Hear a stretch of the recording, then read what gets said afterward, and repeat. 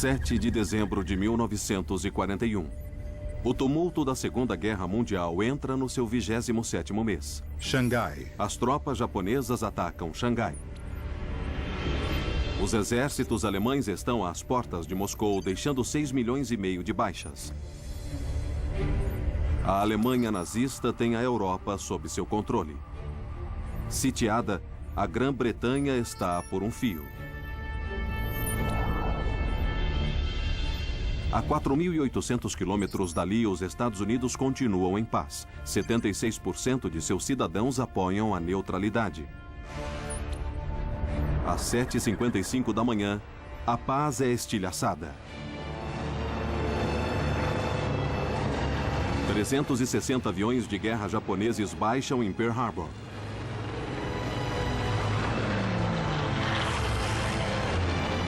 A Segunda Guerra Mundial chegara à América.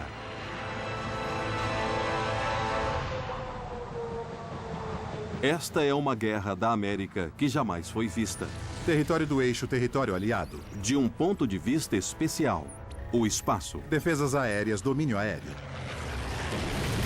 Testemunha das principais batalhas e das estratégias militares, por trás delas, em formidável detalhe, revelam-se as alianças políticas, a batalha global por recursos e o impressionante despertar do poder militar e de produção dos americanos. Mulheres na guerra. Que irão determinar o resultado do maior conflito jamais levado a cabo. Hiroshima, 80 mil mortos.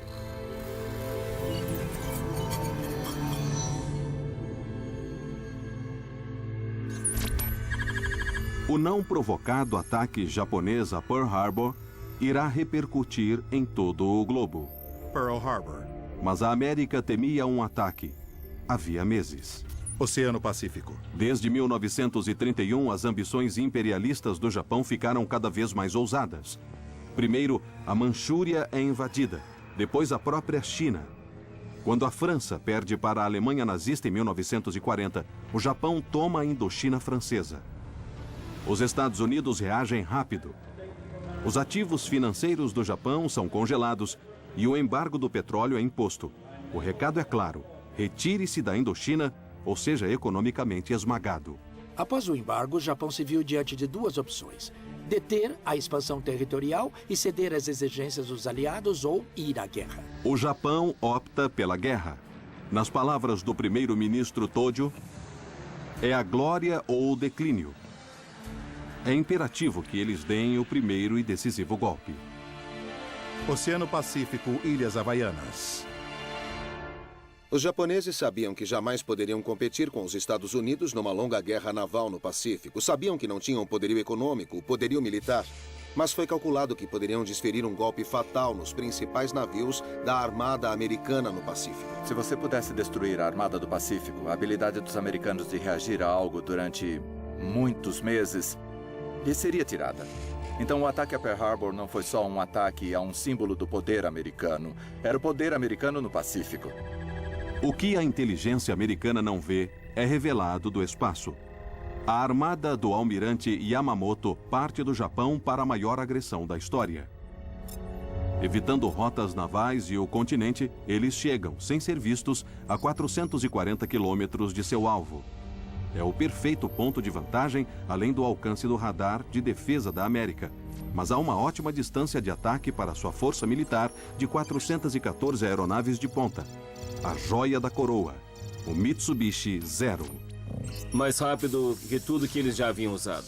É incrivelmente manobrável e tem autonomia extrema. Mas enquanto a tecnologia era excelente, o que importava em Pearl Harbor era o homem no seu comando, era o piloto. Os pilotos japoneses já tinham estado em guerra durante anos. Eram tripulações bem treinadas. Além de tudo isso, eles estavam planejando esse ataque por um longo período. Eles praticavam em jogos de guerra, simulando, ensaiando essa ação várias vezes. Então eles falavam que podiam ter feito tudo acontecer de olhos fechados. Às 7h55 da manhã, a primeira leva de bombardeiros surgiu no céu. No convés do USS Arizona estava Don Stratton. Soubemos na hora que eram aviões japoneses e sabíamos que eles estavam bombardeando a Ilha Ford. Algo estava bem errado. Os aviões estavam metralhando e jogando bombas. E essa foi uma horrível experiência e uma horrível visão.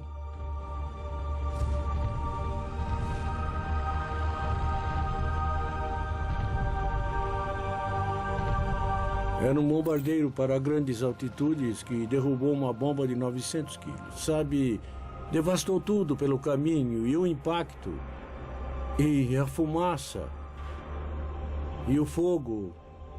Foi um horror. Parecia que você tinha perdido sua casa. Dos 8 encouraçados ancorados, o Arizona, o Oklahoma, o West Virginia e o Califórnia afundaram. O resto ficou seriamente avariado. Em 68 minutos, o Japão prejudicou seriamente o coração da Armada Americana no Pacífico. Da perspectiva dos japoneses, o ataque a Pearl Harbor foi muito além das mais otimistas expectativas. Quando você considera as baixas que os japoneses sofreram nesse ataque, foi essencialmente nada. Os japoneses perderam 64 homens contra 3.649 baixas americanas. Uma taxa de dano humano de 57 para 1. Proporção de baixas humanas 57 para 1. Mas a margem de vitória do Japão esconde duas grandes falhas no ataque. Os japoneses não conseguiram atacar os campos de petróleo, os tanques de estocagem de petróleo em Pearl Harbor.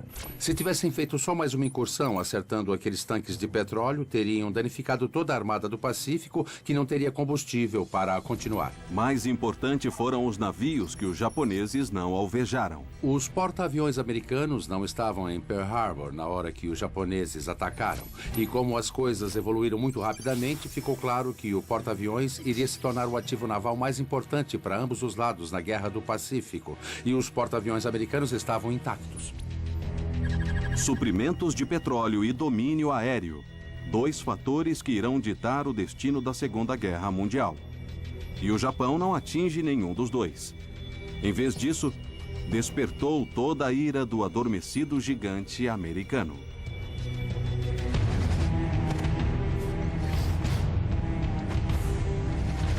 Pearl Harbor enfureceu o povo americano e também os militares americanos. Foram milhares de baixas, destruição da maior parte da armada no Pacífico. Se você quisesse fazer algo para unir um país que antes disso estava dividido sobre o que fazer quanto à guerra, Pearl Harbor era a pedida. Teve o efeito de para-raios na população americana. Não estava mais o presidente Roosevelt limitado em suas opções. Ele tinha nos Estados Unidos uma população que estava irada, unificada e desejosa de vingança contra o Japão. A era de isolacionismos chega ao fim. A América está em guerra e inicia seu levante para se tornar a nação mais poderosa do planeta. Washington calcula que a vitória custará 300 bilhões de dólares. 4,4 trilhões em valores atuais. Mais de uma vez e meia o orçamento federal americano. O governo pode levantar metade com o aumento dos impostos. Quanto ao resto, tem que recorrer ao povo. Levantar 300 bilhões de dólares era algo visto como um descomunal desafio. Porque, basicamente, tínhamos que fazer a metade da população dos Estados Unidos comprar obrigações de guerra. E estávamos dizendo o seguinte: vamos entrar na Segunda Guerra Mundial e é para vencer. É uma luta do bem contra o mal e vocês, como indivíduos, vão fazer toda a diferença. Para garantir o sucesso, os publicitários de Nova York recrutaram o que havia de mais potente na publicidade americana. Tínhamos a máquina de Hollywood. A América tinha um mercado maciço de cinema. Eles conheciam o poder de Hollywood, conheciam os poderes das celebridades. Mais de 300 ícones do cinema aderiram à campanha Stars Over America, que tomou conta do país. Em Chicago, 2 grandes eventos com as celebridades renderam mais de 15 milhões de dólares em obrigações de guerra. Nova York, um evento de beisebol arrecadou 56 milhões de dólares. No final da guerra, as campanhas das obrigações de guerra levantaram 187,5 bilhões de dólares.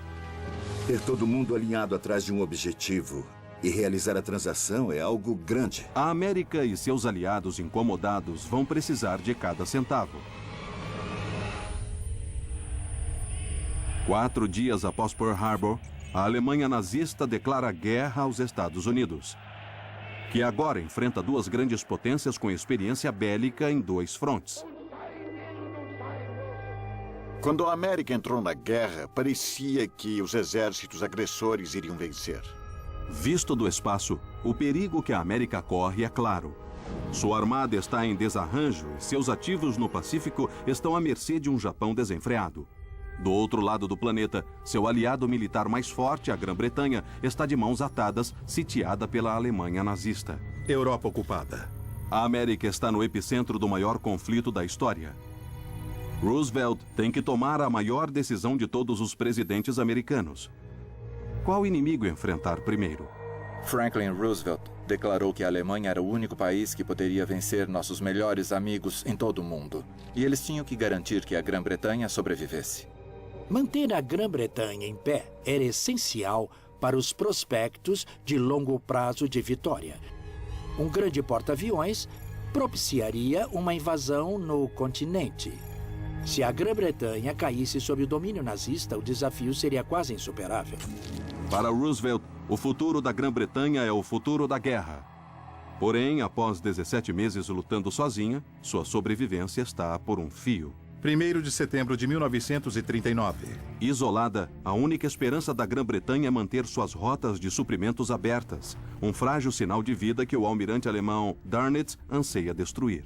A Grã-Bretanha dependia da importação de 5 milhões de toneladas de coisas todo mês. O almirante alemão Dönitz argumentou com grande persuasão que se pudéssemos subtrair 1 milhão de toneladas por mês, poríamos a Grã-Bretanha de joelhos. A arma letal de Dönitz é o submarino U-Boat, capaz de viajar milhares de quilômetros submerso e portando um coquetel mortal de artilharia de convés, minas e torpedos. Ele é a arma perfeita para impor a uma Grã-Bretanha faminta a sua submissão. Quando atacavam, estavam mandando 9.000 toneladas de suprimentos para o fundo do mar, com uma munição, um torpedo, e quando ele detona, ele cria um vácuo embaixo da embarcação que faz com que o navio desmorone. É a diferença entre ser esfaqueado e alguém quebrar sua espinha. É mortal. Churchill introduz os comboios navais para proteger as armadas mercantes. A resposta de Dönitz é devastadora. O almirante Dönitz introduziu uma coisa chamada tática de Rude, o grupo de lobos. A matilha é um grupo de lobos. E em vez de se aproximar consideravelmente, como os submarinos tinham feito no passado, os alemães teriam seus U-boats em formação em longas filas de patrulha. E aí eles usavam sinais de rádio para congregá-los num grupo e dominar os defensores do comboio. Os resultados foram devastadores. Se você fosse pego por um grupo desses, podia perder metade ou mais do seu comboio. Em 12 meses, 900 navios são afundados. Apenas 29 U-boats são destruídos. É uma guerra de atrito que a Grã-Bretanha está perdendo, e rápido. Winston Churchill sabe muito bem que a Grã-Bretanha não vai ser capaz de lutar essa guerra sozinha. Vai precisar de ajuda americana. Não vai conseguir lutar sozinha. Churchill pressiona incansavelmente Roosevelt para obter o apoio americano. Embora oficialmente neutro, Roosevelt faz um trato. Os Estados Unidos dão 50 destroyers para a Grã-Bretanha se manter na luta. Mas há um preço. Em troca, a Grã-Bretanha transfere 8 de suas bases no exterior para a América e desmantela seu sistema preferencial de comércio com suas colônias. Foi um acordo bem misto para a Grã-Bretanha, porque ela não teria conseguido sem o apoio americano. Por outro lado, isso acelera o colapso do Império Britânico, torna o Império cada vez mais inviável. Para Winston Churchill foi um acordo bem doloroso, mas um acordo que talvez tivesse que ser feito. Dezembro de 1941. A América entra na guerra. Seu primeiro ato de agressão é se unir à Grã-Bretanha na Batalha do Atlântico. Uma estratégia que dá de cara com o desastre. Quando a América entra na guerra, a Batalha do Atlântico de fato dá uma guinada. E, para pior, para os aliados. A quantidade de navios aliados que afunda atinge realmente números astronômicos. Em meados de 1942, 2.703 navios aliados são afundados. A taxa de letalidade do U-Boat é de 36 para 1. Trata-se de um número insustentável de baixas. Mesmo com a América lutando junto, a liberdade da Grã-Bretanha e a liberdade da Europa estão por um fio.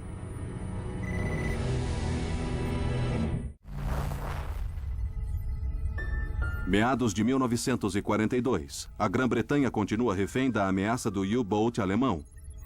Os navios americanos enviados para ajudar estão sendo destruídos a velocidades alarmantes. Para reverter sua sorte, os aliados têm que tomar a dianteira na guerra de inteligência. Guerra de inteligência. O fator mais crítico na Batalha do Atlântico foi a troca de informações entre os americanos e os britânicos. Isso maximizou tecnológica e intelectualmente as capacidades de ambos os lados. O precedente para essa vital colaboração é a missão Teasar, 15 meses antes do ataque a Pearl Harbor. 1º de setembro de 1940. Com a invasão nazista aparentemente inevitável, Henry Teasar, chefe do Comitê Aeronáutico Britânico, persuade Churchill a presentear a América com todas as inovações científicas que a Grã-Bretanha detém, em troca do acesso às linhas de produção americanas. Os projetos são colocados dentro de um único baú. Embarcado na Grã-Bretanha, ele chega à capital Washington em setembro de 1940.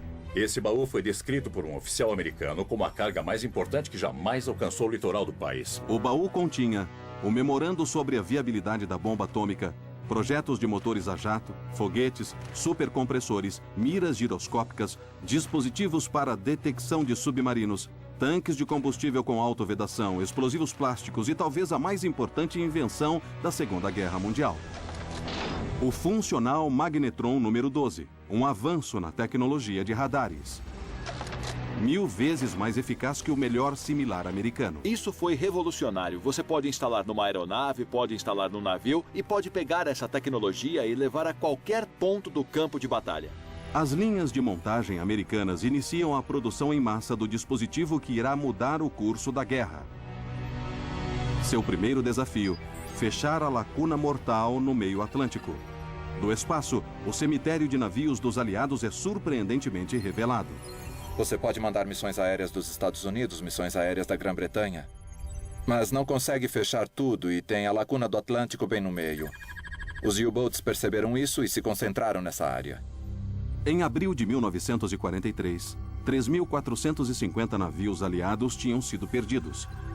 Porém, novos porta-aviões são lançados, lotados de aviões com grande autonomia, equipados com o magnetron número 12, e a lacuna começa a ser preenchida. Aí o Atlântico deixa de ser uma grande extensão na qual o U-Boat pode se esconder para ser "não estou conseguindo te localizar". Enquanto os decifradores de códigos britânicos desvendam o código Enigma alemão, a última peça do ressurgimento dos aliados ocupa seu lugar. E a vantagem tática e tecnológica é explorada no comboio naval conhecido como ONS-5. De todos os comboios navais, um dos mais importantes foi o ONS-5 em abril de 43. Ele é importante de fato porque demonstrou claramente, eu acho, quão longe os aliados tinham ido. 42 navios do lento comboio naval ONS-5 saem de Liverpool rumo ao Canadá. Para Dönitz, é um alvo perfeito. Dönitz sente um grande senso de urgência. Ele precisa afundar mais e mais toneladas de navios. E, de fato, ele abusa da sorte nessa batalha. A primeira leva de U-Boats afunda 13 navios aliados. Mas com o nevoeiro intenso, houve a reviravolta. Armados com os códigos alemães e radares avançados, os aliados reagem com impunidade. Dönitz luta mais tempo do que devia, requisita mais U-Boats do que devia. E eles, de fato, são massacrados pelo comboio. Após a batalha, Dönitz diz: a Batalha do Atlântico terminou. Porque ele vê o nível de expertise que britânicos e americanos alcançaram na detecção de U-Boats, pois foram perseguidos e eliminados. Com o ONS-5, a Batalha do Atlântico está tudo menos vencida. E a assustadora transformação da indústria americana pode começar a ditar as sinas da guerra.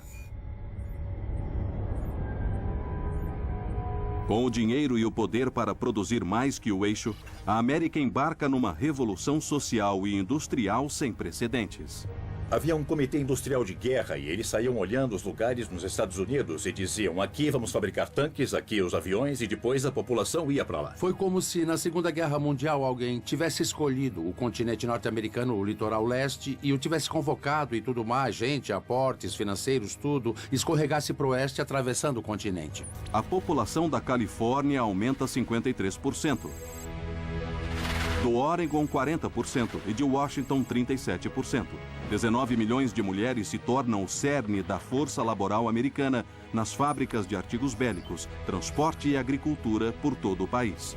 Produtos de todos os tamanhos se tornam parte crítica do esforço de guerra.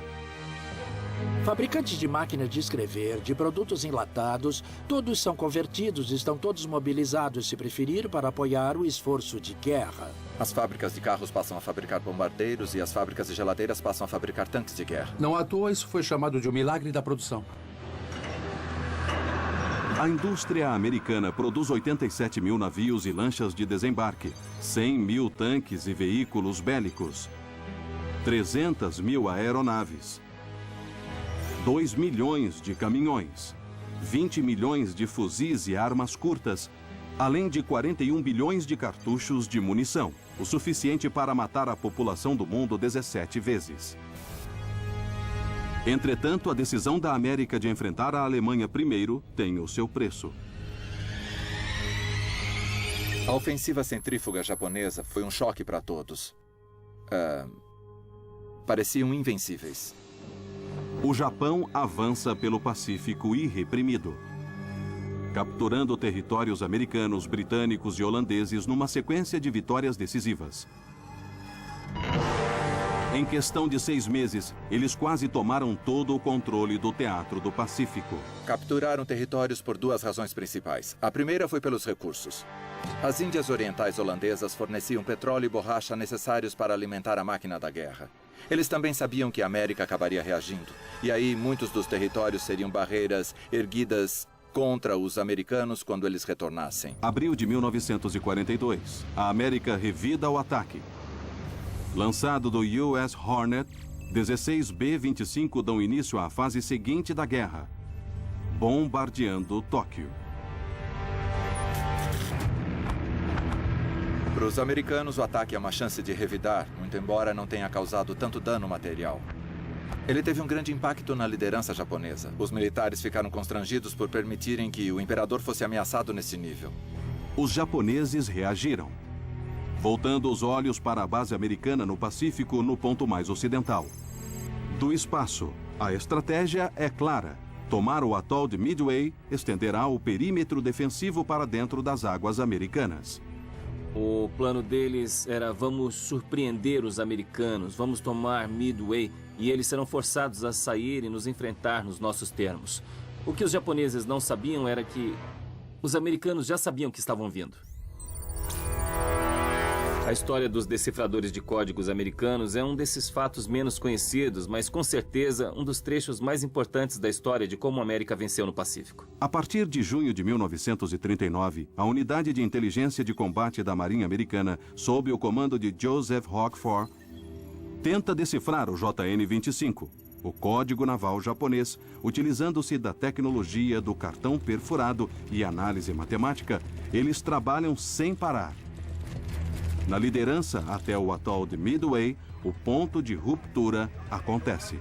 Eles decifraram o código, eles sabiam que os japoneses estavam chegando e sabiam onde eles chegariam em Midway, e sabiam até quando eles chegariam exatamente. A inteligência americana finalmente compreende a magnitude do ataque japonês. A situação é altamente precária.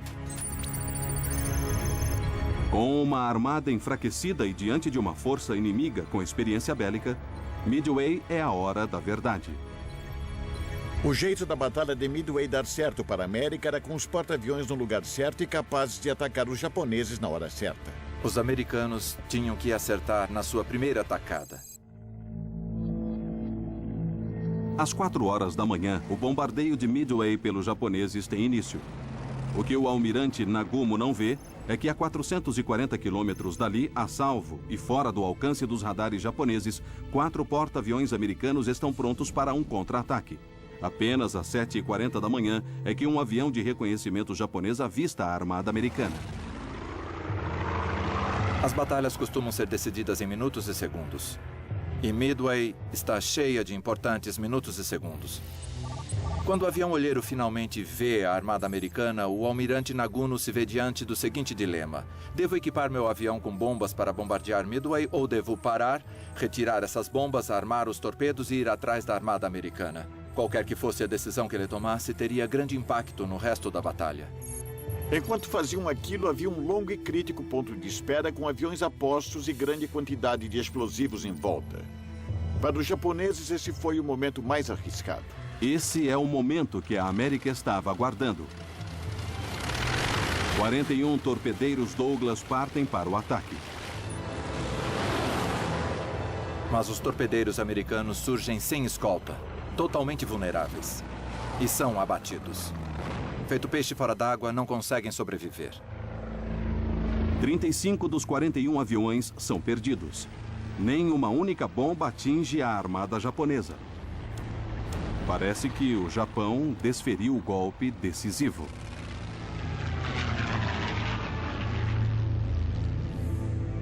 Aí, de repente, outros torpedeiros apareceram e a situação mudou. Uma segunda leva de bombardeiros americanos mergulha. A armada japonesa fica sem cobertura aérea. Os convéses tomados por aviões, torpedos e bombas. São tochas a serem acesas. Bombardeiros de mergulho chegam e 3 porta-aviões japoneses são destruídos em minutos. Quando o último porta-aviões japonês é destruído, juntamente com 250 pilotos de elite japoneses, o equilíbrio de poder dramaticamente pende a favor dos americanos. Tínhamos 7 novos porta-aviões em construção. Eles tinham um só em construção. Então jamais conseguiriam repor esses porta-aviões. Isso significava que eles seriam jogados de novo para a defensiva, enquanto a guerra durasse. No teatro global da guerra, o controle aéreo estava provando ser um dos fatores determinantes para a vitória. Do outro lado do planeta, os primeiros ataques da América contra a Alemanha nazista estão vindo do céu. As maiores cidades da Europa são as novas linhas de frente da guerra.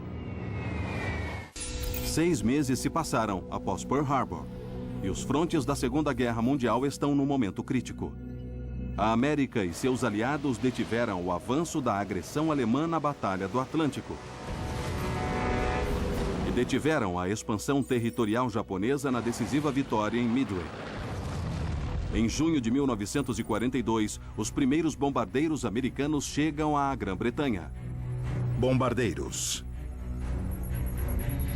E se juntam numa batalha brutal pela supremacia aérea que se espalhara pela Europa desde o irromper da guerra. 1º de setembro de 1939. Os esquadrões da Luftwaffe alemã saíram em vantagem, obrigando a Polônia, depois os Países Baixos e a França a ficarem de joelhos. A queda da França em 1940 realmente pareceu justificar a superioridade da Blitzkrieg. Havia grande preocupação, os alemães podiam ser invencíveis.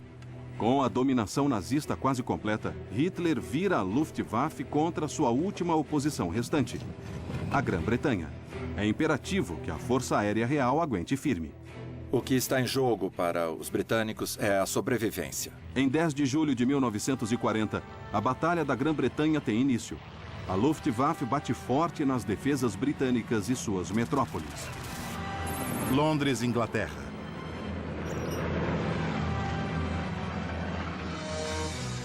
A RAF se adapta bem rápido e começa a abater muito mais aviões de combate alemães do que os alemães conseguem repor.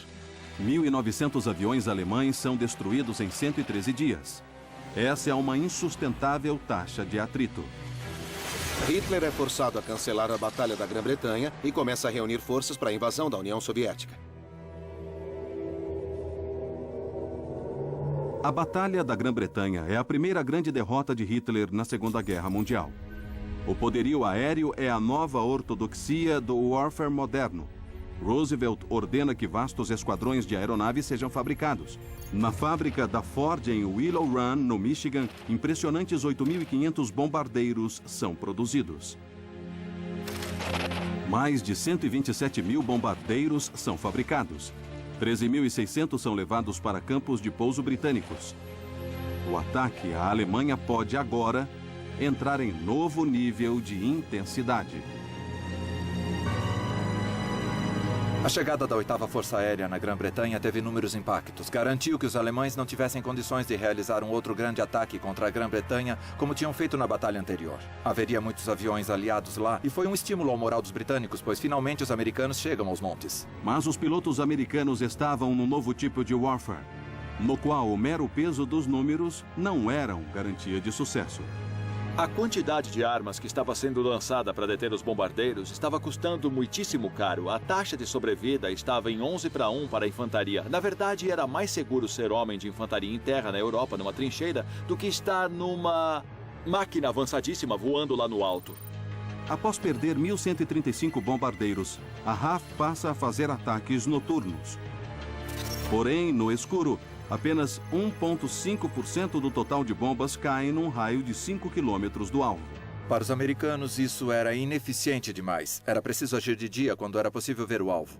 Pensavam que nossos bombardeiros podiam ser mais defendidos, que isso iria funcionar. A confiança americana estava baseada no B-17, a mais sofisticada máquina de guerra de sua época. O B-17 é uma aeronave incrível. Eles a chamam de Fortaleza Voadora. E por quê? Ela tem 13 metralhadoras calibre 50 instaladas em toda a sua volta para produzir uma bolha de fogo. Você tem fogo saindo pela frente, você tem fogo saindo pelos flancos, por baixo, por cima e por trás. Acreditava-se que podia voar em plena luz do dia sem a escolta dos aviões de combate, mergulhar no coração do território inimigo e liberar uma incrível quantidade de artilharia nos alvos inimigos. Acreditando piamente no B-17, a 8ª Força Aérea Americana planeja um ataque duplo para destruir o coração da produção alemã de aeronaves. Fábrica da Messerschmitt. A missão Schweinfurt-Regensburg foi vista como forma de realmente provar que essa ideia do bombardeiro de precisão daria certo. Eles pareciam ter escolhido as principais indústrias que podiam destruir o que iria ajeitar a economia alemã. Para eles, era o plano de batalha que os conduziria ao seu alvo. 2 esquadrões de B-17 comandados pelo coronel LeMay e pelo general brigadeiro Williams se preparam para atacar simultaneamente, dividindo as defesas alemãs. Quase que imediatamente, o plano é posto em prática. Era um dia com neblina na Inglaterra. LeMay pôs seus homens no ar e outra divisão de bombardeiros não conseguiu decolar. A decisão foi tomada, não podiam desembarcar os homens de LeMay que tinham enviado. Quando a missão Regensburg prossegue por conta própria, os bombardeiros foram vítimas indefesas, não só pela artilharia, mas pelos alemães que estavam se unindo vindo de toda a zona de defesa.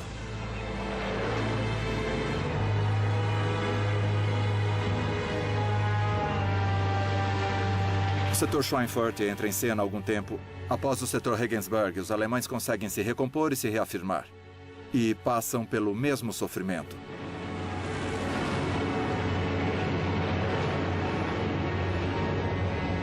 "60 bombardeiros americanos são destruídos.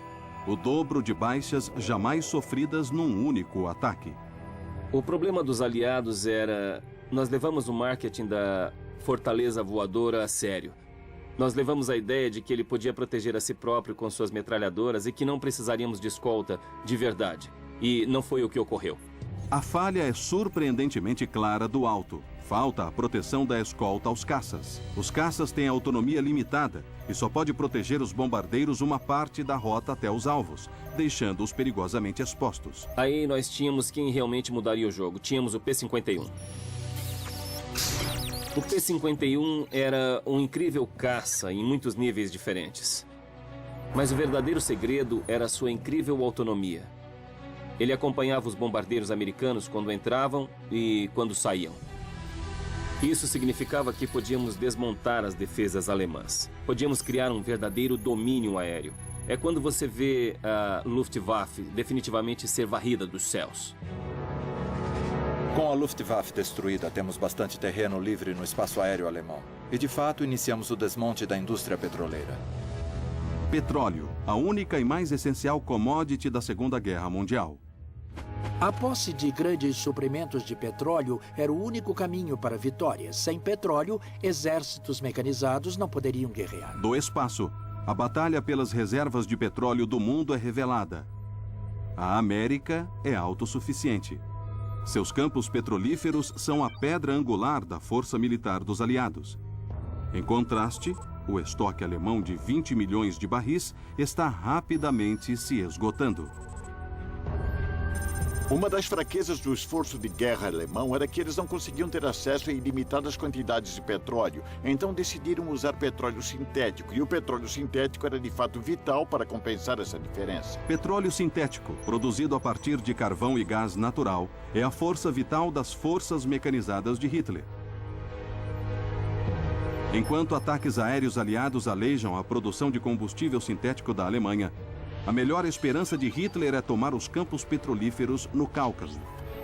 No interior da Rússia, ambos os lados batem de frente na luta mais sangrenta que a história já viu. Em jogo está o resultado da Segunda Guerra Mundial.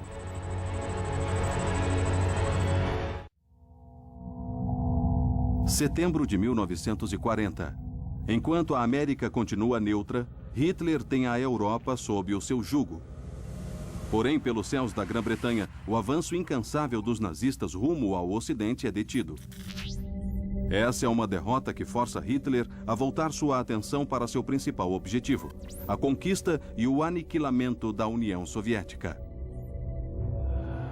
A União Soviética representava um nexo de tudo que Hitler odiava.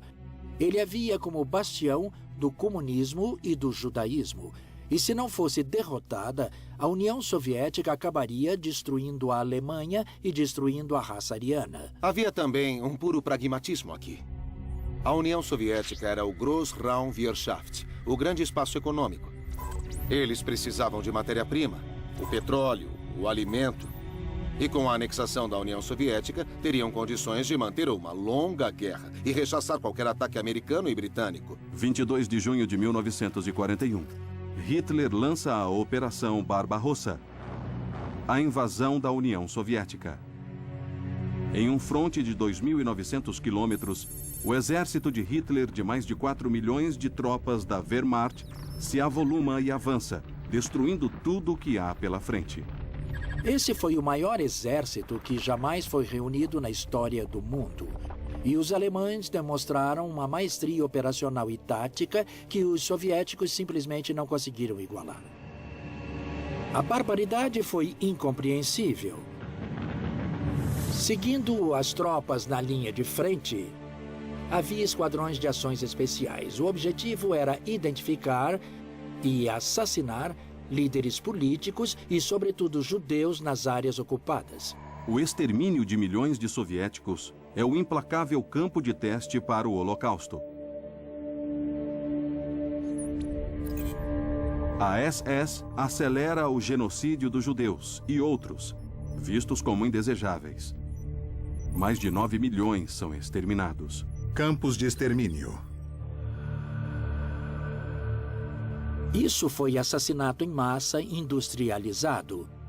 Foi uma coisa que não tinha acontecido nem na Idade Média. No inverno de 1941, o avanço brutal deles os colocou à beira da vitória.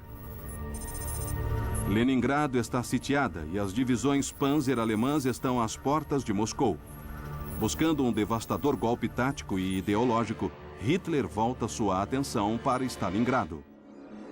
Stalingrado era um importante alvo para Hitler, porque ele sabia que tomá-la seria um insulto a Stalin e também sabia que forçaria Stalin a tentar reavê-la e ele teria condições de exaurir o Exército Vermelho. Também era uma importante cidade porque permitiria que ele girasse rumo ao sul, entrasse no Cáucaso, tomasse todas as regiões produtoras de petróleo e tornasse a Alemanha autossuficiente em petróleo. Para os dois lados, os riscos da Batalha de Stalingrado são imensos. Para Hitler, fracassar em Stalingrado seria um enorme golpe para o mito nazista, seria um enorme golpe para a própria guerra. Igualmente, Joseph Stalin estava implacável, não iria tolerar a derrota, não iria tolerar uma retirada. Uma rendição, uma perda de terreno seriam punidas com a sanção máxima. A Luftwaffe derruba 1.000 toneladas de bombas em Stalingrado. antes que 2,5 milhões de tropas se enfrentem. A ferocidade da Batalha de Stalingrado era algo saído direto do inferno. Não era incomum para batalhas serem travadas não por partes da cidade ou por quarteirões, mas literalmente por vários andares de um mesmo edifício.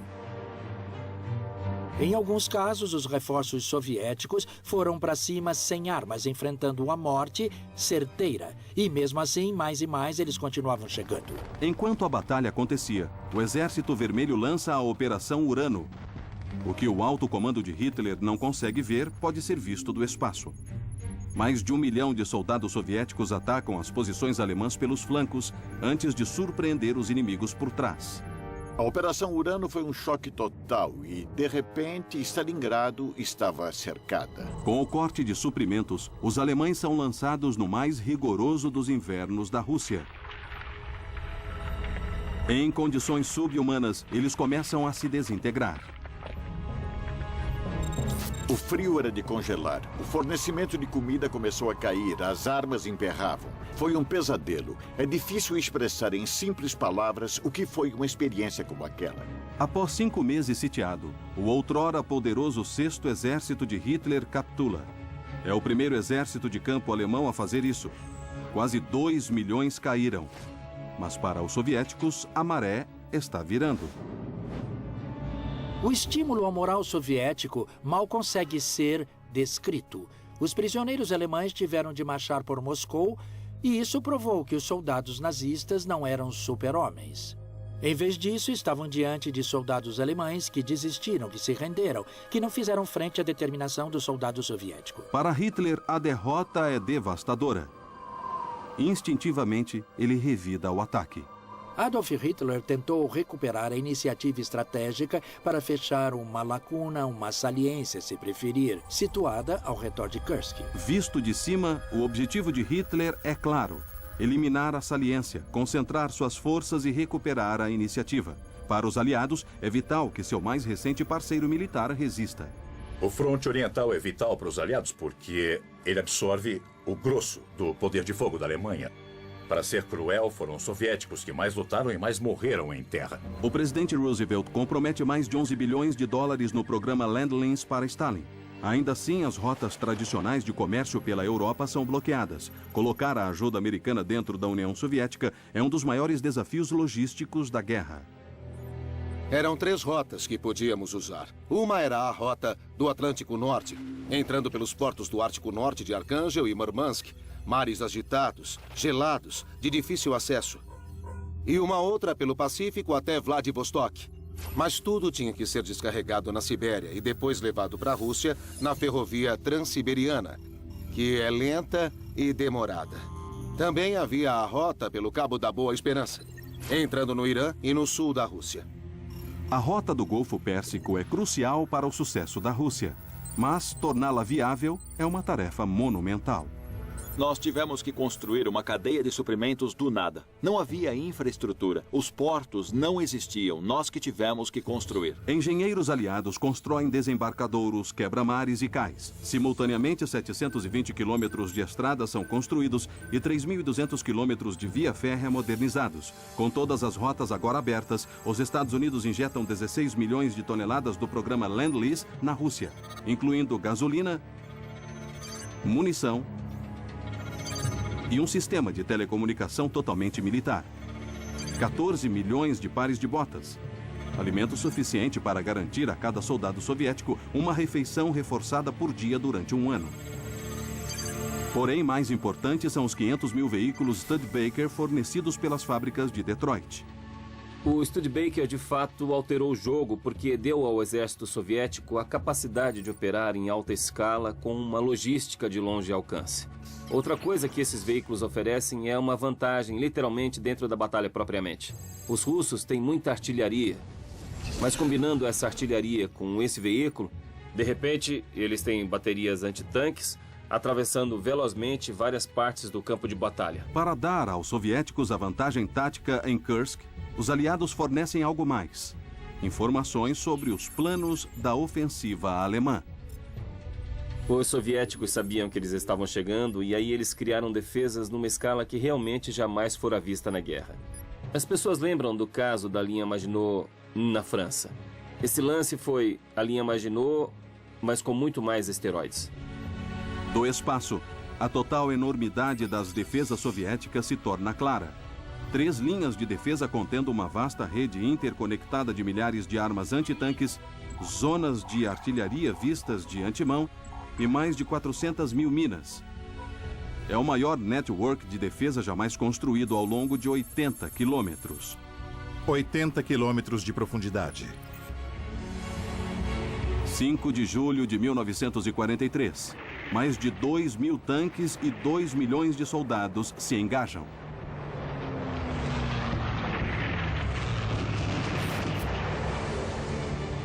O nível de intensidade na Batalha de Kursk era extraordinário. Grande número de tanques e soldados lutavam no grau máximo de brutalidade, muito perto um dos outros. Havia um brutal combate mano a mano, lança-chamas, milhares de tanques, junto com artilharia chovendo em cima deles. Tudo isso combinava para criar um cenário imitando o inferno na Terra. Após 11 dias, a ofensiva alemã desaba. Há apenas 1/3 do que faltava para o seu objetivo. A tentativa de Hitler de esmagar a União Soviética fracassou. O pior pesadelo de Hitler tinha acontecido. A Alemanha estaria agora diante de uma guerra em 2 frontes e uma guerra de atrito. Stalin ganha a iniciativa no fronte oriental a um enorme custo. Mais de 9 milhões de baixas soviéticas. Em contraste, a América não precisa pôr nenhum único soldado nos campos de batalha da Europa. Stalin ficou profundamente frustrado com a demora dos aliados em abrir um segundo fronte e concluiu que era uma conspiração. Que Churchill e Roosevelt iriam lutar até o último russo. Aí os britânicos e os americanos atravessariam o canal, recolheriam todos os despojos de guerra, sendo que os russos tinham vencido dando o próprio sangue e tesouros. Antes de uma invasão em larga escala da Europa, Roosevelt resolve sangrar suas tropas no norte da África. A campanha no norte da África foi um campo de testes para o exército americano, que ainda tinha que enfrentar o exército alemão de forma significativa. Mais do que confiante e inexperiente, o exército americano está prestes a receber seu batismo de fogo, algo que abalará suas estruturas. O desastre no Passo de Kasserine foi um evento seminal. Territórios japoneses. Enquanto a investida dos americanos no Pacífico contra os japoneses acelera, e enquanto Stalin no leste e a campanha dos bombardeiros aliados no oeste continuam enfraquecendo o Terceiro Reich, a América se prepara para testar suas tropas no norte da África. Elas se juntam a uma campanha no deserto que se arrasta ferozmente por mais de 2 anos. 10 de junho de 1940, a Itália, sob Benito Mussolini, se junta ao eixo. E com a Alemanha, planeja forçar a Grã-Bretanha a sair do norte da África. O norte da África era um fronte vital para os britânicos na Segunda Guerra Mundial, porque era a articulação vital do Império Britânico. Uma vitória alemã e italiana abrirá as inexploradas reservas de petróleo do Oriente Médio e tomará o canal de Suez, que conecta a Grã-Bretanha ao seu império. Era preciso proteger o canal de Suez, e quando se está transportando muitos equipamentos, você tem que usar todas as rotas marítimas. Isso é tão verdade hoje quanto era na época. Setembro de 1940. O eixo invade. Por 2 anos, eles fizeram os britânicos voltar. Mas o avanço é detido quando o marechal de campo alemão Rommel é derrotado em Al-Alamein. Para capitalizar nessa vitória, Churchill pressiona Roosevelt por apoio, mas quase todos os conselheiros presidenciais têm lá suas dúvidas. No início, quase todos os militares americanos sênior viam a campanha no norte da África como uma digressão do esforço principal, uma perda de tempo. Decisivamente, Roosevelt passa por cima do conselho. A decisão de Roosevelt de enviar forças americanas ao norte da África foi talvez a mais importante decisão estratégica da Segunda Guerra Mundial. Isso, de fato, nos deu um local onde podíamos desembarcar o exército americano, realizar uma batalha contra as unidades secundárias alemãs, não aquelas que encontraríamos na Europa. Portanto, essa foi uma jogada brilhante. Desde o ataque a Pearl Harbor, um vasto exército americano vem se acumulando, ávido para sentir pela primeira vez o gosto da guerra. As pessoas faziam filas nos postos de recrutamento. Todos os rapazes queriam pegar em armas. E eu me formei em fevereiro e já estava de farda em março. O país tinha sido violado, era o que pensávamos. E todos queríamos nos ocupar, fazer alguma coisa a respeito. Voluntários e alistados no serviço militar engrossam as fileiras, enquanto a América se ergue para se tornar a maior potência militar do mundo. Antes da guerra, a força total do exército americano, inclusive o núcleo aéreo, era bem menor que 200 mil homens. Haveria um aumento de 40 vezes num período de 6 anos.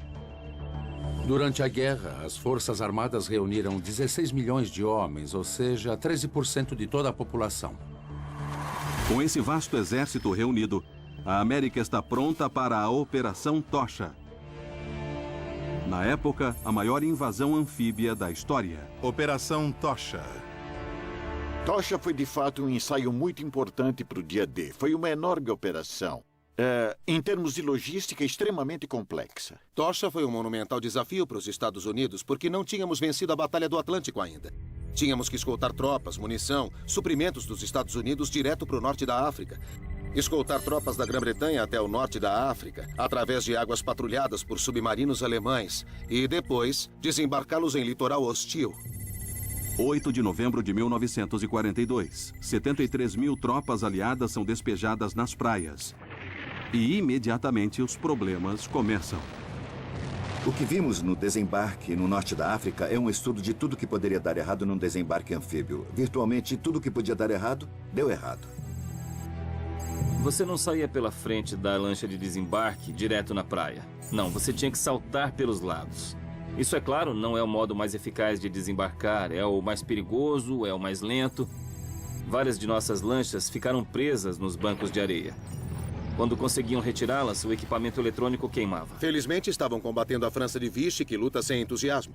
E se estivessem atacando os alemães em 1944, os japoneses em 1944, a experiência teria sido, como posso dizer, bem pior. Quando as tropas da França de Vichy, leais a Hitler, capitulam, as forças americanas rumam para a Tunísia e para seu primeiro confronto com a máquina de guerra alemã com força total. Estavam, de fato, abençoadamente ignorantes das realidades da guerra moderna. Ou seja, eles tinham caminhões, tinham lá seus tanques, eles tinham seus rifles, tinham sua complicada cadeia de comando, do alto até o miolo, divisão, brigada, regimento, batalhão. Achavam que iriam se dar bem. As forças americanas enfrentam Rommel, nos arredores da cidade de Faid. Realizando um avanço inicial, seguem recuando as divisões Panzer. Do espaço, a tática de mestre de Rommel é revelada. Os Panzers são só chamarizes, atraindo as forças americanas para uma armadilha. Eles viram presas das técnicas de duplo envolvimento dos alemães, que têm armas realmente boas, como o antitanque alemão 88. O canhão de 88 milímetros era literalmente o antitanque de maior calibre do mundo. Além de ter alcance bem maior, ele tinha uma incrível taxa de letalidade. Era uma arma letal. Essa coisa era diabólica. Em muitos casos, os americanos ou se renderam ou largaram suas armas e correram. O desempenho americano, para ser bem caridoso, foi bem sofrível. As forças americanas são empurradas de volta para o passo de Kasserine, onde, sob constante ataque, as unidades não testadas ficaram em pedaços. Levantar forças armadas de 16 milhões de pessoas com pressa significa que no início do conflito armado você vai ter tropas na linha de frente carecendo de experiência de batalha. Eisenhower se torna o supremo comandante aliado antes da Segunda Guerra Mundial. Antes da campanha do norte da África, ele nunca tinha ouvido o som de um só tiro dado com ódio. Ele não tinha nenhuma experiência real em combate. Um posterior desastre é evitado quando reforços do primeiro exército britânico chegam. E com o marechal de campo Montgomery se aproximando do leste, Rommel recua. Frank Gervasi é testemunha do resultado. Nós chegamos ao passo de Kesselring e não havia patrulhas ali. Ainda dava para sentir o cheiro da carne queimada nos tanques em chamas. Seres humanos. Sabe, foi um horror. Levamos a maior coça. Não esqueça, porém, que estávamos lutando contra o melhor da Alemanha, Rommel. Nós tínhamos o equipamento, mas não tínhamos a experiência. A América sofre 6.500 baixas. Sua primeira batalha em terra na Segunda Guerra Mundial é um desastre. Kesselring foi uma tremenda derrota para os Estados Unidos, sabe? Não tem nem como dourar essa pílula. Por outro lado, foi a melhor coisa que aconteceu ao exército. Melhor levar um pé no traseiro ali do que apanhar na Normandia. Algumas mudanças foram feitas nas abordagens em como iríamos operar, mas havia também algumas mudanças-chave na liderança. Tinha Eisenhower, mostrando a que veio, tinha George Patton, e as lições aprendidas no norte da África seriam aplicadas no restante da Segunda Guerra Mundial. As novas doutrinas do exército americano garantem uma guinada dramática. Primeiro, a Tunísia cai. É seguida pela Sicília, preparando o terreno para a invasão da Itália pelos aliados. E do outro lado do mundo, a guerra no Pacífico entra em um novo nível de ferocidade. A carnificina foi fenomenal.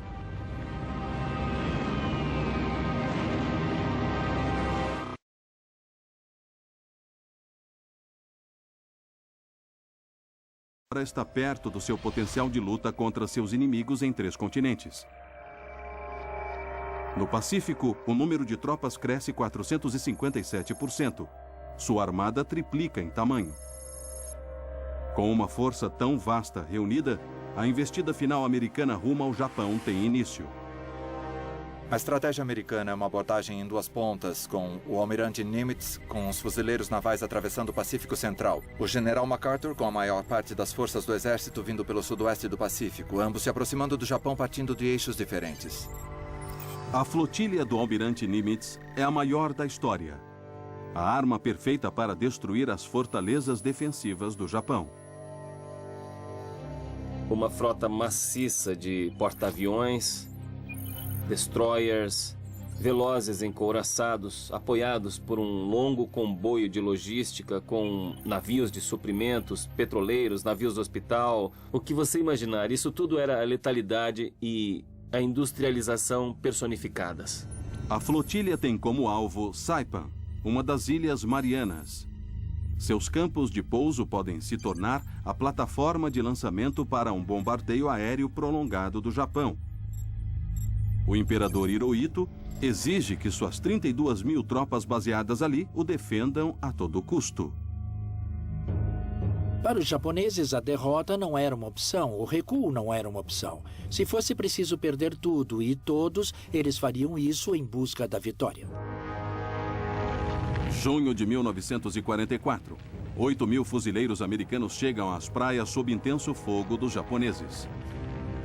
Para os fuzileiros foi um pesadelo. No frigir dos ovos, os japoneses têm uma missão: infligir grandes baixas naqueles que os atacam. Se você está na linha de frente, vai ser uma das vítimas. Enfrentando uma fanática resistência, mais 80.000 tropas desembarcam, todas dependentes de apoio naval. Mas o que o almirante comandante americano Spruance não vê é que 55 navios japoneses rapidamente se aproximam. Para os japoneses, esta de fato seria a última tentativa. Precisavam ter sucesso aqui, nesta batalha em particular, ou jamais teriam condições de botar em campo esse tipo de força de novo. Reagindo ao perigo, Spruance divide sua força despachando metade para enfrentar a armada japonesa.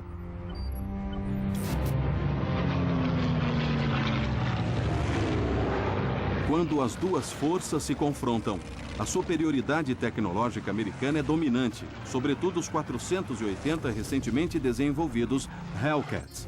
O Hellcat é uma arma incrível. É veloz, pode ser atingido e mesmo assim consegue prosseguir. É muito bem blindado e, além de tudo isso, ele agora é pilotado por pilotos de elite. Os japoneses perderam a maioria de seus bem treinados pilotos em outras batalhas e não deu para substituí-los. Não tinham combustível para treinar e as aeronaves não eram tão boas. E foi isso que, de fato, criou a grande oportunidade da Batalha do Mar das Filipinas. Nas 8 horas seguintes, 429 aviões japoneses são destruídos contra 29 dos americanos. Uma taxa de letalidade de 15-1. A escala de matança entre pilotos americanos e japoneses é muito significativa, pois após a Batalha das Marianas, a força de porta-aviões dos japoneses não é mais um fator na Guerra do Pacífico. Em terra, as tropas americanas continuam a enfrentar uma feroz resistência. A guerra no Pacífico foi uma guerra amarga e cruel. Mas em Saipan ficou cada vez mais evidente como era profunda a ferocidade dos japoneses ou a ferocidade da capacidade dos japoneses de resistirem. Há histórias horripilantes de como os americanos tiveram que baixar tambores de gasolina e explodi-los nas grutas onde os japoneses se escondiam porque não conseguiam induzir o inimigo a vir para fora e se render. O fervor suicida não se restringe só aos soldados. Áreas de batalha. 8.000 civis japoneses se lançaram para a morte. As testemunhas americanas não acreditavam no que via, pois era uma massa suicida de japoneses e civis, inclusive mulheres e crianças, mães matando seus próprios bebês, em vez de se renderem aos americanos. Saipan. Quando Saipan cai, mais de 3.400 americanos jazem mortos ao lado de 46.000 japoneses, metade dos quais são civis suicidas. Uma simples amostra do que está por vir. Janeiro de 1945, o general Kurt LeMay, da Força Aérea Americana, chega aos campos de pouso conquistados nas Ilhas Marianas. A guerra no Pacífico está prestes a se intensificar brutalmente. Kurt LeMay acreditava que não haveria hesitação nem moderação em causar destruição ao inimigo. E o modo mais eficaz de fazer isso seria através de um maciço bombardeio estratégico. Ele estava indo destruir o poderio industrial do Japão. E o atiçamento para toda essa combustão era acender o fogo e queimar as fábricas, que na verdade eram casas com gente dentro. No dia 9 de março, mais de 300 B-29 alcançam Tóquio e sistematicamente derrubam 1.665 toneladas de M-69, a bomba de fragmentação incendiária, sobre uma cidade de madeira. Esse continua sendo o ataque aéreo mais destruidor da história da humanidade. Os japoneses mais tarde chamaram os primeiros ataques incendiários de A Noite da Neve Negra, por causa dos escombros e do impacto desses ataques, em particular na vida deles. O bombardeiro líder que assistia aos ataques disse que dava para ver os incêndios a 240 quilômetros de distância. Você via o asfalto derretendo nas ruas. Você via o vidro derretendo nos prédios. Grande parte da tripulação aérea ficou abalada com os resultados. Atiradores relataram ter visto gente queimando até morrer e rios em chamas cobertos com napalm. Médicos japoneses escreveram que viram os escombros flutuando nos rios e não sabiam dizer se eram corpos ou pedaços de madeira. O resultado são 41 quilômetros quadrados cobertos de destroços. Esse inferno ceifou 90 mil vidas e deixou mais de 1 milhão de desabrigados. Do outro lado do Atlântico, as forças aliadas se reúnem para se preparar para um avanço igualmente decisivo na libertação da Europa. Para os aliados, os desembarques do dia D representavam o sucesso ou o fracasso de toda a guerra. Mas o resultado, de fato, estava por um fio.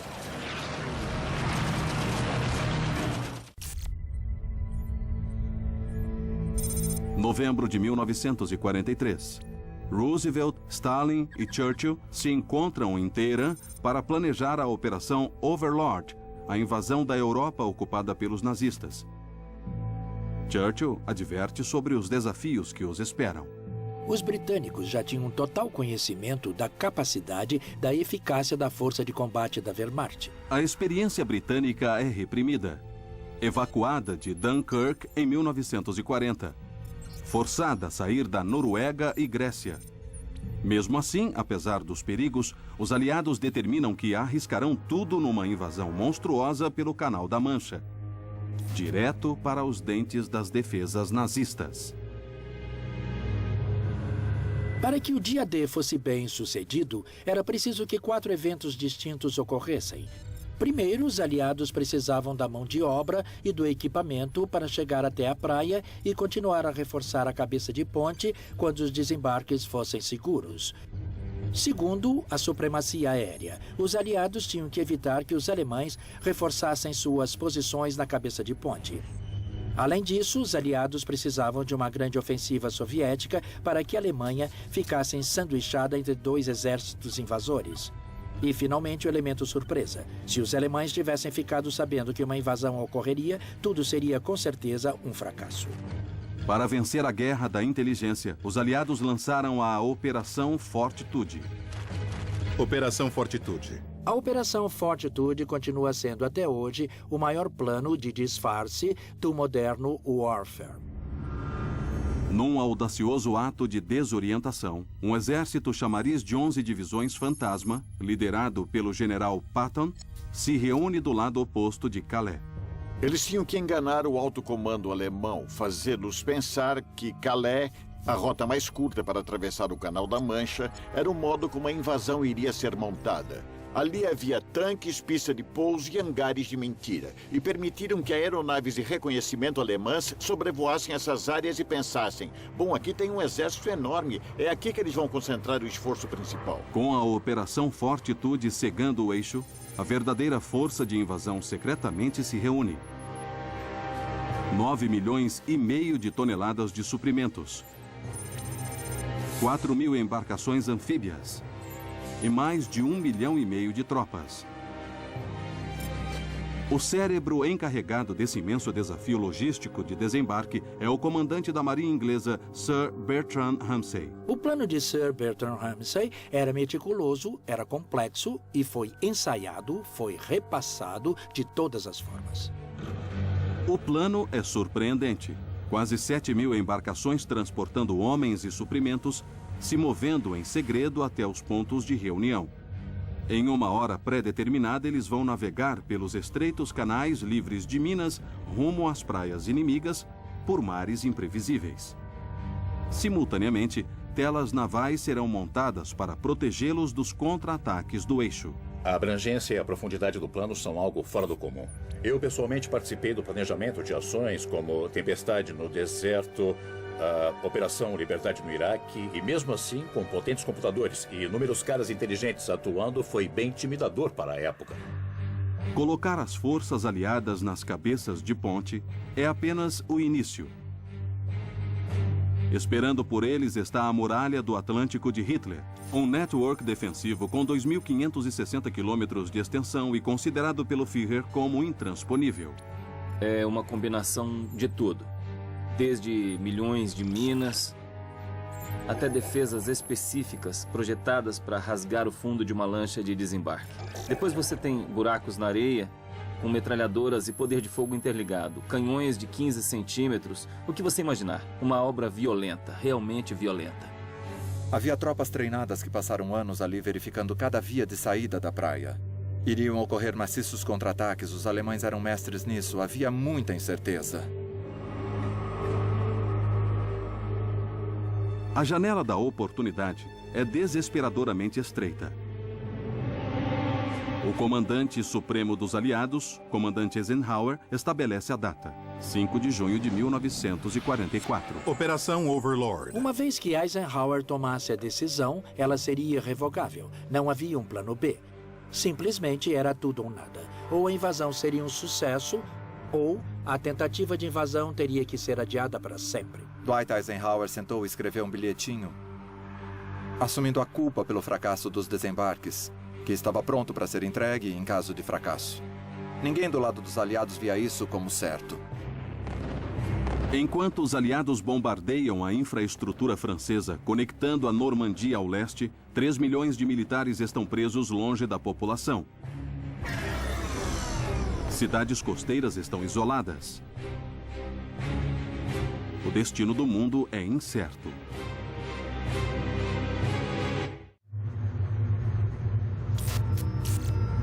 Após uma demora agonizante de 24 horas devido ao mau tempo, Overlord, a mais importante operação dos aliados na Segunda Guerra Mundial, é deflagrada. Antes da armada embarcar para a Normandia, os aliados põem em ação um último golpe de gênio do disfarce. Para convencer os alemães que Calais é o local da invasão, bombardeiros britânicos circundam a baixa altitude, derrubam toneladas de partículas metálicas no ar. Isso criou um gigante registro no radar dos alemães. E esse exército fantasma, que foi construído na mente deles por meio de documentos e falsas bases, agora começa a ter vida. E confundiu os planos defensivos alemães, jogou-os numa desarticulação. Com a campanha de desorientação a postos, a força de invasão se dirige para os alvos. 5 cabeças de ponte e uma plataforma para canhões no topo de um rochedo em Pointe du Hoc. À frente dos transportes, uma barragem aérea e naval atinge as defesas costeiras. Apesar do ataque, os homens nas lanchas de embarque ficam sob um feroz fogo alemão. Foi confuso. Os aviões alemães estavam passando bem acima de nós. Havia muita bomba, metralhadoras atirando e tudo mais. Alguns dos barcos já tinham sido atingidos por bombas e o que a gente via era que não sabia quem era. Vi os caras boiando na água, alguns sem as pernas, sem os braços. Tinha muito mais do que gente apavorada nos barcos. Alguns caras estavam chorando, outros estavam urinando. Estávamos nervosos. Todo mundo estava. Mas não havia nada que se pudesse fazer. Você sabia o que tinha que fazer e tinha que ser feito. Charles Barley e Michael Vernillo estão entre os primeiros a chegar em Omaha, a posição alemã mais pesadamente defendida. E muitos dos caras, havia muitos deles saindo dos barcos. Eles eram mortos na hora, se quer saber. Nós entramos na água. A água estava pela cintura. E eu pensei cá comigo assim, adeus, Charlie, você já era. E depois foi de fato uma sensação terrível dentro d'água. Você via corpos boiando em volta e não dava para identificar. Foi algo realmente lúgubre. Quem teve a sorte de conseguir sair dos barcos, a cena com a qual teriam se defrontado é quase inimaginável. Eles deviam estar sofrendo de enjoo, deviam ter ouvido zunir dos projéteis acima da cabeça, devem ter visto bem na cara deles soldados americanos mortos e agonizando. Foi mais do que um caos. Foi um caos mortífero. Enquanto os aliados continuam a desembarcar sob impiedoso fogo alemão, o número de baixas dispara. Porém, após 15 horas de batalha, todas as cabeças de ponte estão tomadas e Pointe du Hoc cai no dia seguinte. Os aliados sofrem 10.000 baixas, uma matança às raias do quase impossível. Eles estão com um pé na Europa, ocupada pelos nazistas. Para Hitler, isso foi a realização de um pesadelo. Nós, basicamente, assinamos o atestado de óbito da Alemanha nazista no dia 6 de junho de 1944. Após semanas e semanas encurralados na cabeça de ponte da Normandia, o resultado ocorrido superou as expectativas. O sucesso se deve ao network das linhas de suprimento que iam atrás dos soldados nas linhas de frente. Ligando a França com o depósito de guerra da Grã-Bretanha estão os portos artificiais Mulberry, onde desembarcam 2,5 milhões de homens, 4 milhões de toneladas de suprimentos e 500 mil veículos nos primeiros 10 meses. Abastecendo a ofensiva está a Operação Pluto, 112 quilômetros de tubulação submarina, bombardeando até 1 milhão de galões de combustível por dia para dentro da França. Essas toneladas e esses milhares de litros de combustível eram uma escala que não será repetida no futuro. Então, o que eles realizaram deve ser bem singular na história humana, realmente. Do espaço, a velocidade do avanço é impressionante. No dia 19 de agosto, Paris é libertada, seguida por Rouen, Verdun, Antuérpia e Bruxelas. Em setembro, os aliados alcançam a linha Siegfried, no limiar da terra natal dos alemães. Hitler lança seu último e desesperado contra-ataque, a Batalha do Bulge. Apesar das grandes perdas, os aliados levam a melhor e a Alemanha nazista vai parar no abismo. A aposta de Hitler em Ardennes acabou garantindo o fim do Reich. Era a última força operacional que ele tinha e onde poderia tentar influenciar o passo dos dois frontes, oriental ou ocidental. Quando desperdiçou essa força, a conquista americano-soviética do Reich no ano seguinte foi inevitável. A guerra na Europa se aproxima do clímax. No outro lado do planeta, a investida rumo ao Japão também está chegando à sua sangrenta conclusão. Porém, cada ilha invadida está tendo um custo cada vez mais alto. A cada estágio, a ferocidade e a intensidade das defesas japonesas aumentavam. O que eles pensavam ser táticas suicidas de defesa em Saipan são redobradas em Iwo Jima. – 19 de fevereiro de 1945. 60 mil fuzileiros navais americanos atacam a ilha de Iwo Jima, onde uma batalha de brutalidade sem precedentes tem início.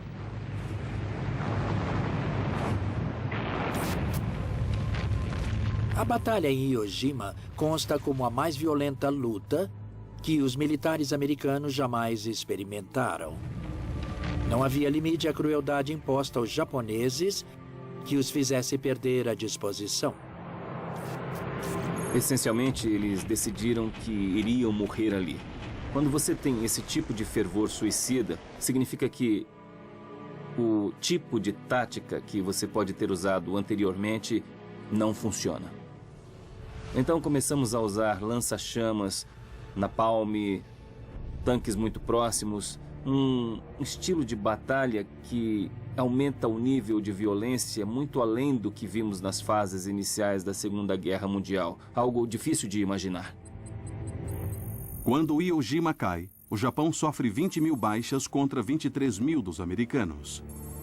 É a primeira vez que o número de baixas americanas é maior do que o do inimigo. Enquanto as forças aliadas se preparam para invadir Okinawa, a plataforma de lançamento proposta para a invasão do Japão, os riscos para ambos os lados são enormes. Os defensores japoneses de Okinawa sabiam que não iriam sobreviver, não poderiam vencer. Mas esperavam que, causando baixas suficientes, criando tamanho horror, pudessem fazer os americanos decidirem não invadir o Japão. Ou pelo menos talvez conseguissem para os japoneses um melhor acordo de paz. 1º de abril de 1945. A armada americana se aproxima de seu alvo. A escala é incomparável na Guerra do Pacífico. Força-tarefa. Okinawa foi uma empreitada militar numa escala equiparada ao dia D. O tamanho da força de invasão, o tamanho da armada invasora. 1.200 navios de guerra apoiam 3 forças de maciço ataque anfíbio que chegam às praias. Mais de 170 mil tropas desembarcam sinistramente sem oposição. Porém, invisíveis pelas tropas americanas, estão 97 mil defensores japoneses, prontos para atacar com selvageria sem precedentes. Eles pegavam o soldado japonês e usavam o corpo dele como arma. Os soldados japoneses, carregando na mochila 3,5 kg de bombas, correm para debaixo dos tanques. 6 mil defensores Banzai vão para cima dos fuzileiros, armados apenas com lanças de bambu e armas curtas. No nosso caso, podemos comparar com bombardeiros suicidas, mas se fosse possível imaginar que unidades inteiras de japoneses teriam tal comprometimento que de fato sofreriam morte em massa, essencialmente por suicídio, em vez de se renderem, esse de fato é um formidável obstáculo militar. No mar, leva após leva de kamikazes espatifam-se contra navios americanos. Os kamikazes eram especialmente terríveis para os americanos que ficavam tentando abatê-los a tiros, porque como você detém alguém que está disposto a morrer por algo? O objetivo deles era morrer e 18% dos kamikazes atingiram os navios. 404 navios americanos foram atacados. Quando Okinawa finalmente cai, perto de 100 mil soldados japoneses e 150 mil civis estão mortos. Os Estados Unidos sofrem mais de 76 mil baixas, 1/3 de toda a força de invasão. 35% de toda a força de invasão. A intensificação era um horror ali. Eram pequenas ilhas, Estamos falando sobre invadir o país natal dos japoneses, onde há milhões de defensores e também milhões de civis. O Departamento de Guerra americano estima que a invasão do Japão resultará em 10 milhões de baixas japonesas, juntamente com pelo menos 1.700.000 americanos. Uma outra solução deve ser buscada. Enquanto os aliados comemoram a vitória na Europa, enquanto Hitler e seu Reich ardem em chamas, a América empossa seu novo presidente. E o destino de Harry Truman é fazer uso de uma arma tão apavorante que anunciará um novo alvorecer no warfare em todo o mundo.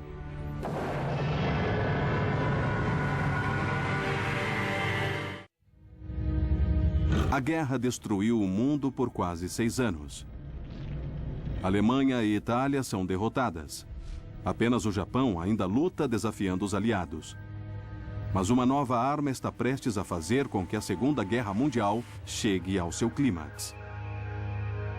Dezembro de 1938. Cientistas alemães dividiram o átomo, liberando 200 milhões de volts de eletricidade. Após Albert Einstein advertir o presidente americano Roosevelt de que Hitler planeja um programa atômico, a corrida para a bomba H tem início. A América, em colaboração com a Grã-Bretanha e o Canadá, lança o projeto Manhattan. Projeto Manhattan Bomba A. Cidades inteiras e complexos industriais são construídos em toda a nação, empregando 600 mil pessoas e custando 2 bilhões de dólares. 25,8 bilhões em valor de hoje. Trata-se de uma engenharia em escala sem precedentes. Nenhuma outra nação do mundo poderia ter feito o projeto Manhattan como os Estados Unidos fizeram. Tínhamos todos esses teóricos juntos, eles diziam que havia 2 formas de construirmos essa arma. Tinha uma bomba de plutônio e uma de urânio. São diferentes processos, ambas são imensamente caras. Qualquer outro teria dito em qual delas quero focar. E os Estados Unidos disseram, para garantir, vamos fazer as 2. 13 de agosto de 1942. Julho de 1945. O projeto dá frutos. Uma bomba de urânio de codinome Little Boy e uma bomba de plutônio de codinome Fat Man. A bomba atômica é uma tecnologia que, historicamente, está na mesma escala da introdução da pólvora. Pegaram o grau de letalidade, que foi aprimorado em toda a Segunda Guerra Mundial, e multiplicaram por uma nova aura de magnitude. Pela primeira vez, em um único evento, uma cidade inteira poderia ser destruída.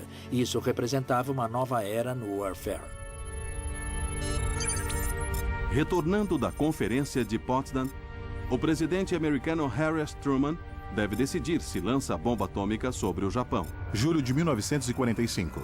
Se tivesse vazado um ano depois que o presidente dos Estados Unidos tinha a bomba que poderia ter usado, talvez a guerra terminasse mais cedo. Só que ele não fez isso e nós sofremos mais umas 100 mil baixas. Ele teria, na melhor hipótese, sido escorraçado de seu posto. Não tinha como um presidente americano responsável perante seus eleitores não ter usado esta arma. Truman, hostil a Stalin e seu regime comunista, enxerga o significado de um ataque nuclear para o mundo do pós-guerra.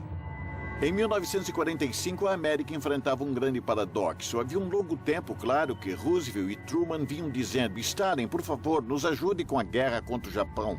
Por favor, invada a Manchúria. Por favor, derrote o exército japonês. Mas quando percebeu que a União Soviética poderia derrotar os japoneses, isso não era o que a América queria mesmo. Eles queriam a tarefa de reconstruir o Japão. Esse foi um dos mais importantes fatores que influenciaram a decisão americana de usar a bomba atômica. Após um teste bem-sucedido no deserto do Novo México, Truman dá a ordem de usar a bomba o mais rápido possível. Algumas cidades foram escolhidas como alvos e foram deixadas intactas pelo bombardeio incendiário. Porque se você bombardeasse uma cidade, não dava para saber a extensão do dano que fora feito pelos ataques atômicos.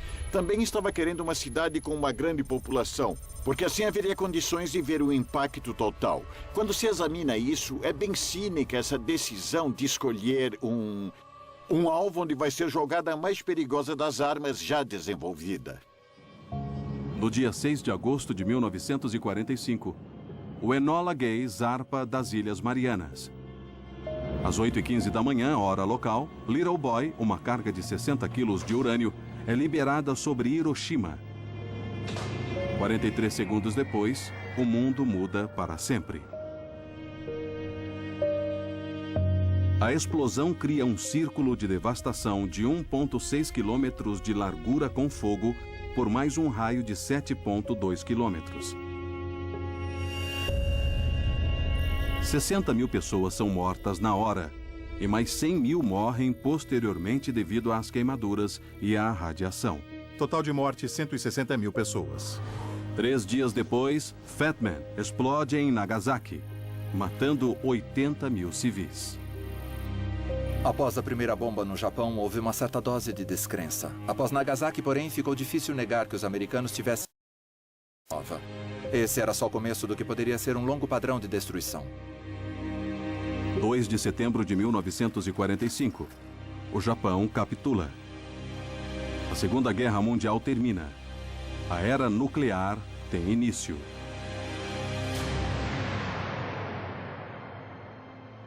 Muitos acham que o limite moral ético da destruição da Segunda Guerra Mundial foi transgredido pela bomba atômica. Eu discordo. Se havia alguma linha moral sobrando, todas foram transgredidas com as bombas incendiárias sobre as cidades japonesas. A grande questão da bomba atômica é: vamos continuar a fazer o que nossas armas tornam possível? E esse é o principal dilema que surge com a bomba atômica e as armas nucleares. A Segunda Guerra Mundial foi o conflito mais letal da história. Cerca de 78 milhões de pessoas morreram. 67% eram civis. Perdas humanas da Segunda Guerra Mundial. Se você perguntar quem venceu a Segunda Guerra Mundial, e se com isso você quer saber qual sociedade, qual nação contribuiu mais com sangue e tesouro para a vitória final, não foram os Estados Unidos. Foi a União Soviética. As perdas soviéticas na guerra ultrapassaram 25 milhões de pessoas. As perdas americanas foram 405.399 militares mortos e um punhado de civis. Mas se quiser saber quem venceu a Segunda Guerra Mundial, ou seja, quem acabou na posição mais vantajosa no final da guerra, quem colheu os maiores frutos da vitória, aí a resposta é clara: os Estados Unidos. Durante os 6 anos da guerra, a América sai da 17ª posição como potência militar para ocupar o primeiro lugar. Suas bases além-mar expandem de 14 para mais de 30 mil em todo o globo. Seu PIB dobra e ela se torna a maior credora do mundo, com metade da capacidade manufatureira do planeta e detendo 2/3 nos estoques de ouro do mundo. Ela domina a economia mundial, ela controla a formação da ONU, ela lança o mundo numa rota rumo à globalização que ela quer. Mas não pode mais voltar a ser isolacionista. A América isolacionista se foi para sempre. Não tenho certeza se a ficha de fato caiu, mesmo atualmente, do quanto temos que estar envolvidos. Mas como resultado da Segunda Guerra Mundial, somos atraídos para a globalização de modo inescapável. Tenhamos noção disso ou não.